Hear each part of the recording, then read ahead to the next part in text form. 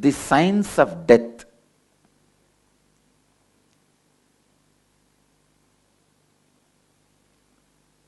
Let me give you more visual reality. Exactly when you leave the body, your individual soul will leave from this one layer to another layer. This is the way it will move. You can see that physical layer.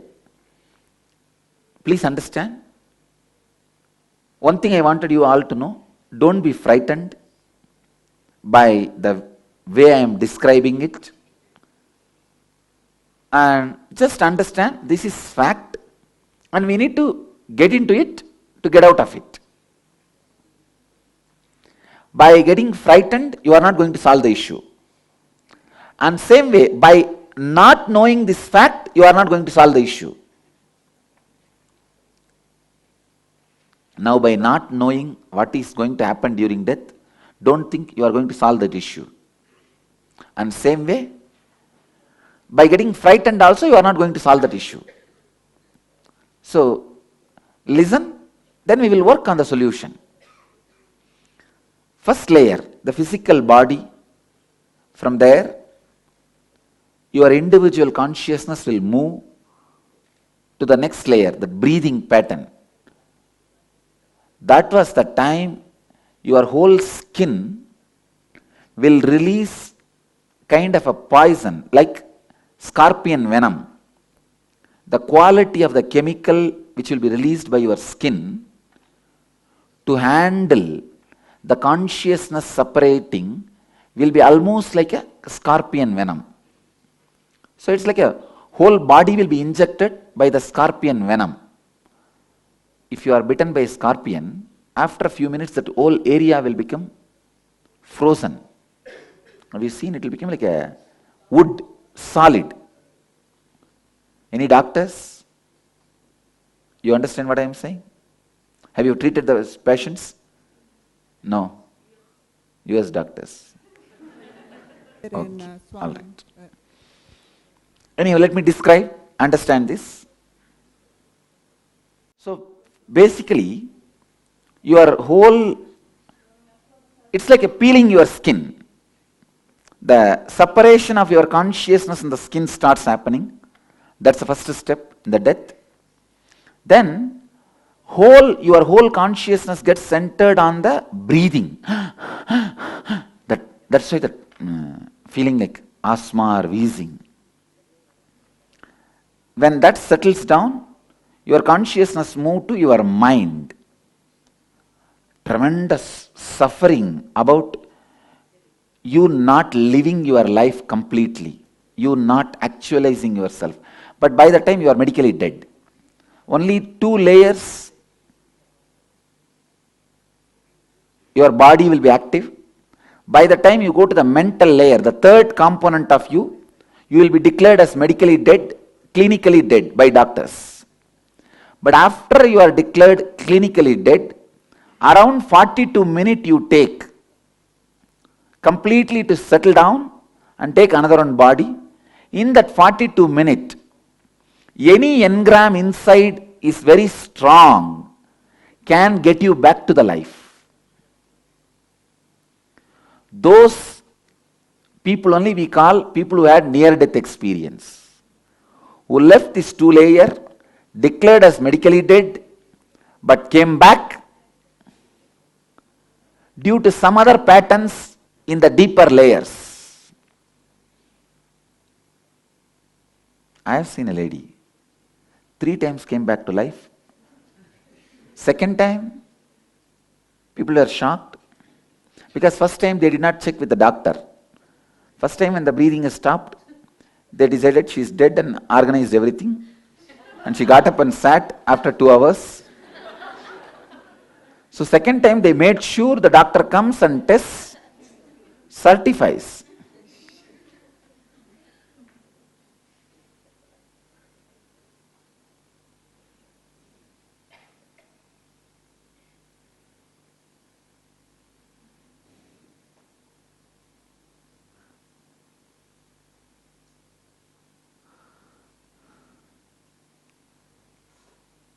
Anyhow,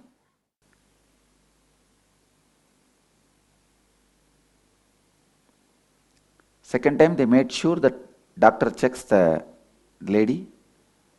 But again, she came back after 1.5 days. Third time, no really. Third time, they kept her body for 3 days. They were not ready to believe. She is dead.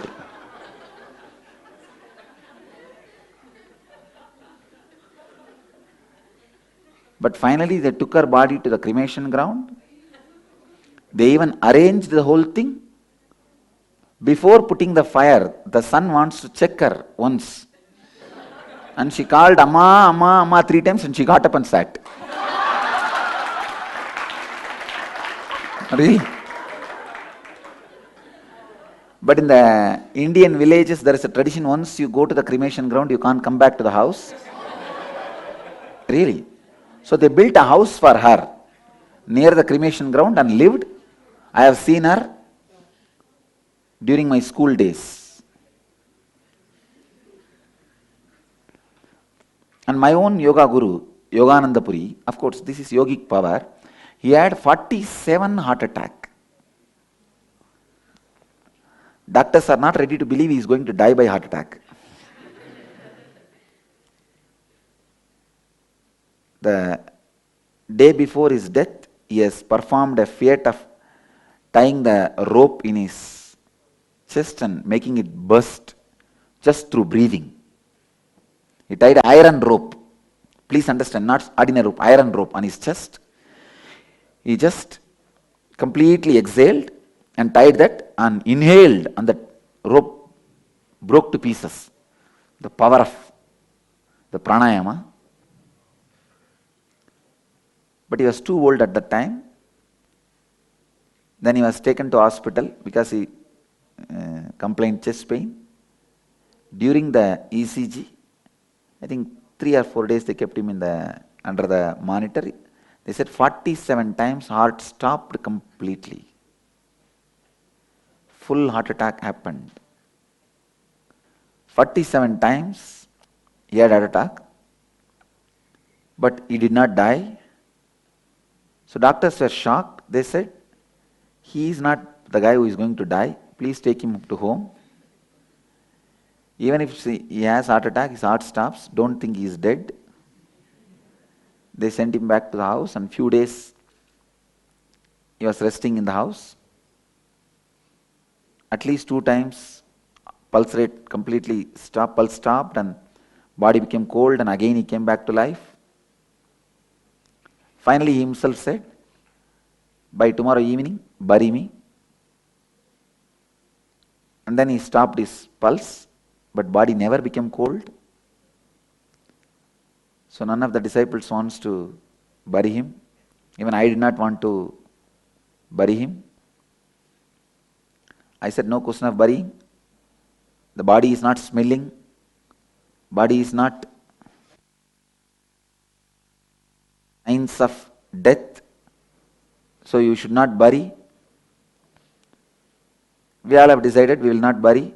We will wait and maintain the body. After the decision, next day, I went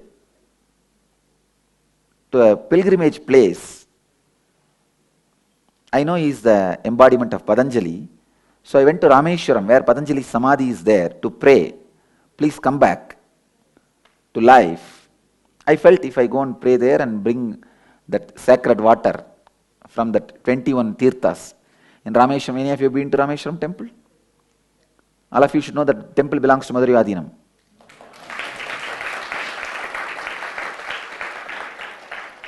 My predecessors have voluntarily handed over.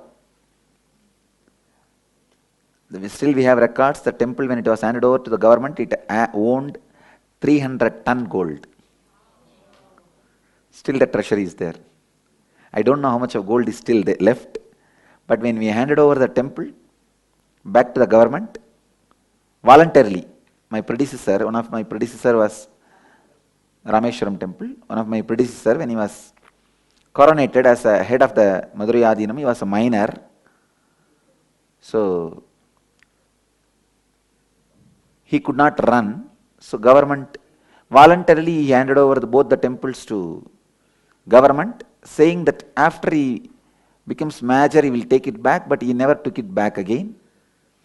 So when he handed over, the documents were prepared, what all has been handed over.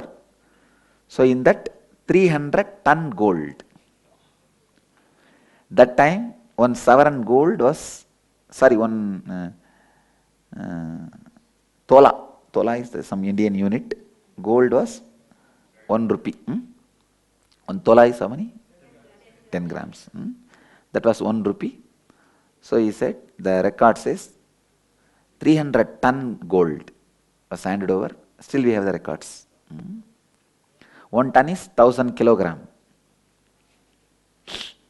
300 ton is 300,000 kilograms. Of course, it was, Madurai Adinam was the official.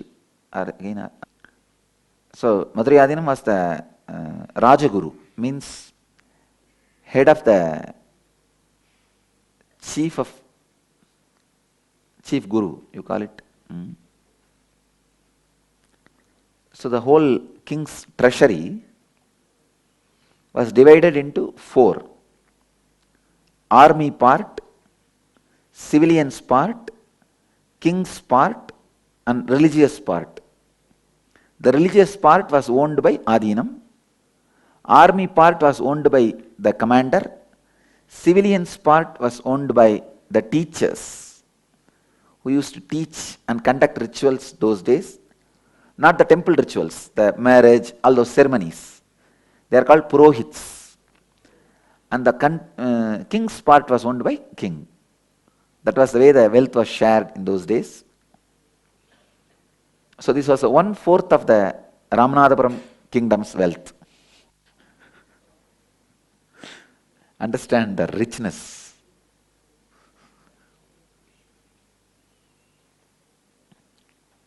So I went to Rameshwaram, to this temple only, to ask. But when I went to Rameshwaram, he had 14 sons. Raghupati Yogi had 14 sons before taking up sannyas. He was married, 2 wives. One wife passed away, second wife lived. She is still alive. This is the temple. And see, in that 14 sons, 2 sons were against him. They don't trust his yogic powers and all that. They don't believe him. They took the decision and buried him. They fought with others. Usually these bad fellows will be very aggressive and powerful. When I was out, they did it. When I went to Rameshwaram to pray and bring that water to sprinkle on his body, they buried it. So I could not do anything. When I came back, as per the religious ceremony, you cannot dig out the body which is cremated. So I have to tolerate and left it. Otherwise, I don't believe he is dead. He was buried when he was alive. Jiva Samadhi. So in these 7 layers, if you move beyond 2 layers, you are medically dead. You are declared medically dead. But you are not dead. The 3rd layer you go through, intense confusion and guilt of not living your life. If you don't actualize yourself, that space will be hell for you. Not living your life. And the 4th layer, etheric body, that is where all the pains are stored, where you see demons and rakshasas.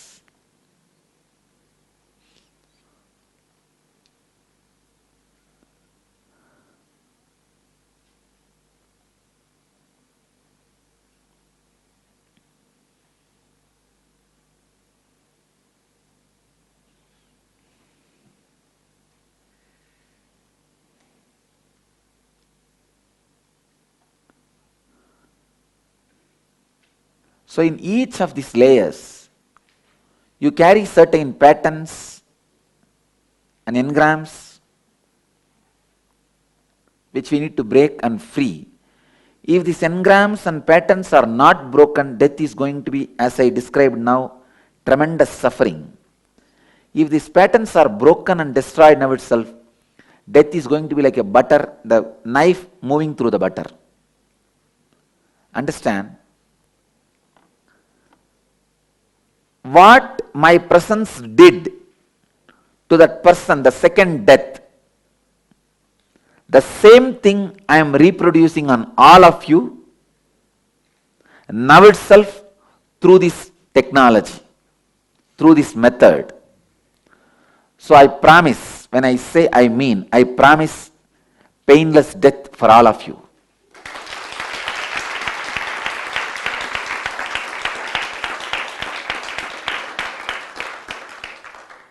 Of course, you may not be able to legally hold me responsible for this word, because I will be able to come back after death.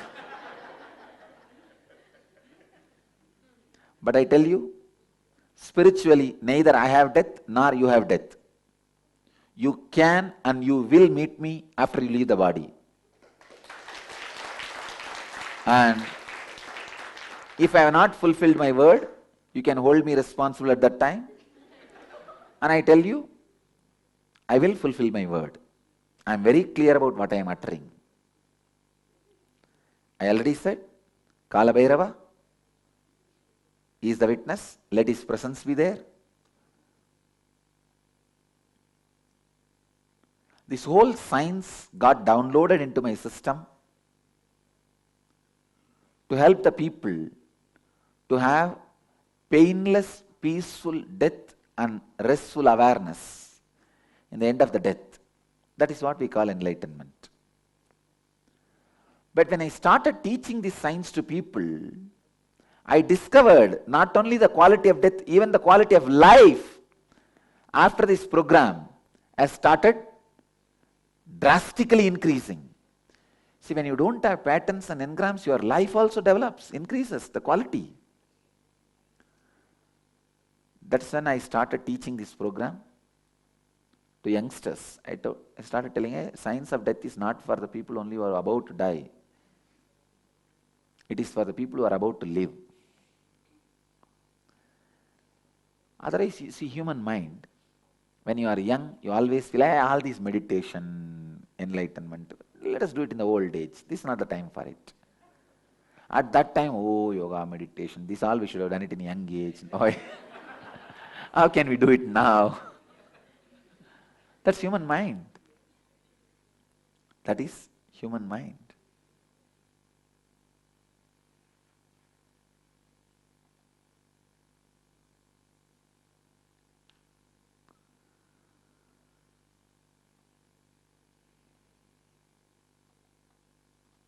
So it is straight away how they do the bypass surgery and put pacemaker. Same way. These 4 days I am going to do a conscious surgery on you and put pacemaker. When the temperature of death starts happening in you, usually when the death is supposed to happen, first thing that skin will release that scorpion venom kind of a chemical. That is when the death temperature starts happening. The moment it happens, this whole experience will open up in you. Vivekananda says very beautifully, even once, if you have a conscious experience during the death, it automatically opens up and leads you to enlightenment. So in these 4 days, at least one strong conscious Kundalini experience I will insert into your system. So whenever the death pain opens up, it may be any time, immediately this experience will open up automatically like a pop-up and lead you to enlightenment without any peace, without any pain, and peacefully into the restful awareness.